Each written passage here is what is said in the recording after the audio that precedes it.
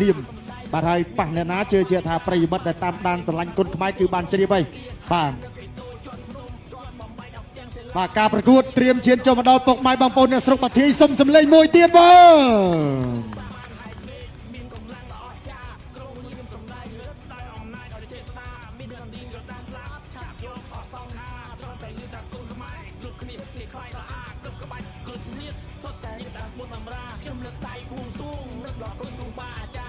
ចក្រម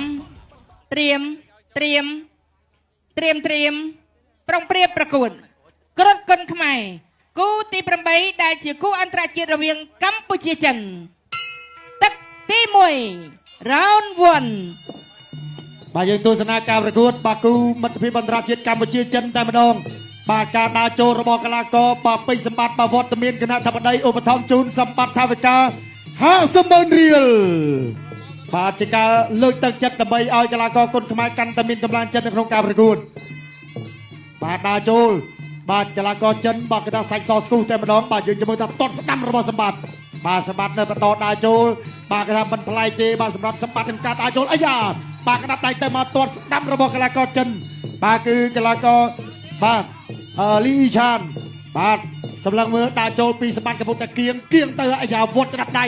ណែកីឡាករចិនរូបនេះក្តាប់ដៃលឿនដូចគ្នាបាទលឿនដូចគ្នាបាទលីអ៊ីឆានបាទស្ដាំហើយក៏លុកឆ្វេងរបស់សម្បត្តិបាទដើរចូលទៅជាបន្តទៀតពុទ្ធបកិបាទជាយឹមគៀងបាទលើក្រោមបាទតម្រង់របស់សម្បត្តិបាទតម្រង់ដែលបង្ហាញដល់ពេញសភៈឲ្យបានលើពៀនគឺបែបហ្នឹងបាទជាយឹមដើរចូលដៃខាងមុខគាត់លុករហូតតែម្ដងណាបាទដើម្បីបំផន់សម្បត្តិដៃអាយយបាទហក់ទៅកាប់កែងរបស់កីឡាករពេញសម្បត្តិគុនខ្មែរបាទញាក់មួយញាក់ខេត្តកំពង់ស្ពឺសម្បត្តិយើងបាទលុកដៃស្ដាំចូលឆ្វេងស្ដាំរបស់បាទកីឡាករលីអ៊ីឆានសងមកវិញបាទទល់មួយបាទលុកដៃឆ្វេងស្ដាំបាទភ្ញុកស្ដាំបតែជាប់ឃុំរបស់កីឡាករចិនបាទកីឡាករចិនដកថយទាត់ស្ដាំរបស់សម្បត្តិក្តាប់ដៃបដូរឲ្យបាទញាក់មួយអាយលើកក្រោមចូលក្បាលពោះមកទៅហើយ 1 2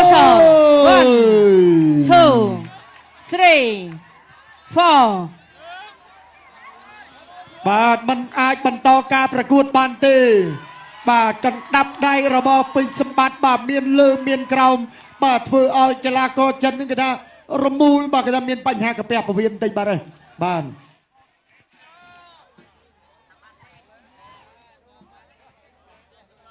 បាទអរគុណច្រើនបាទការប្រកួតគឺបានត្រឹមតែដើមទឹកទី1បាទការប្រកួតដ៏ជក់ចិត្តបាទក្នុងនោះបាទវត្តមានគណៈធិបតីឧបត្ថម្ភបន្ថែមជូនកីឡាករពេជ្រសម្បត្តិថាវិការ1 លានរៀលបាទសរុបគឺ1,50,000សម្រាប់ពេជ្រសម្បត្តិបាទរីឯកីឡាករដែលមកពីប្រទេសចិនលីអ៊ីឆានក៏ទទួលបានថាវិការឧបត្ថម្ភចំនួន50,000 រៀលផងដែរបា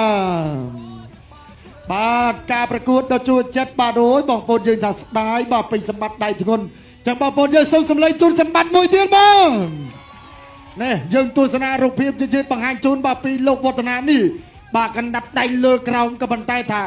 ដែលធ្ងន់នេះគឺថាកណ្ដាប់ដៃចូលដងខ្លួនបាទទៅហើយរបស់សម្បត្តិបាក់គៀងទៅសិនបាទលុកស្ដាំបាទខាងលើកីឡាករចិនគាត់ព្យាយាមបិទខាងលើជាប់ចំហក្បាលពោះដៃឆ្វេងទៅផ្លឹបណែនតែម្ដងបាទទស្សនាបង្ហាញម្ដងទៀតបាទក្រុមការងារបាទជាពិសេសលោកគ្រូបាទកាមេរ៉ារបស់ស្ថានីយ៍ទូរទស្សន៍ជាតិក៏ចាប់មកថាណែនបាទលោកវឌ្ឍនាបង្ហាញប្លង់មកក៏ល្អបាទនេះបាទដាប់ដៃឆ្វេងស្ដាំបាទចូលភ្ញុកបាទជាពិសេសនេះគឺកណ្ដាប់ដៃឆ្វេងនេះគឺថាធ្ងន់តែម្ដងបាទចេញកណ្ដាប់ដៃនេះបាទគឺបំបែកបាទធំស៊ុបរបស់កីឡាករចិនទៅហើយបាទទោះបីថា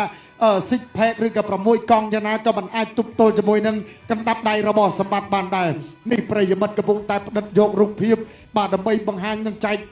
ជូនទៅដល់បាទញាតិមិត្តបងប្អូនថាអូយសម្បត្តិដៃធ្ងន់មែនមកទស្សនាផ្ទាល់បានដឹងថាសម្បត្តិដៃធ្ងន់អរគុណច្រើនប្រកុលភិរៈជូនគណៈកម្មការបច្ចេកទេសតែម្ដងបានចាសសូមអរគុណជ័យជំនះត្រូវបានទៅកីឡាករបង្គោលក្រហមពេជ្រសម្បត្តិដោយកីឡាករចិនបង្គោលខៀវសន្លប់នៅក្នុងទឹកទី1បាទអរគុណណាស់អបអរសាទរទៅដល់ក្របីព្រៃពេជ្រសម្បត្តិបាទការប្រកួតបាទគឺបានបញ្ចប់ទៅបានត្រឹមតែទឹកទី1តែប៉ុណ្ណោះបាទការវាយចូលធ្ងន់របស់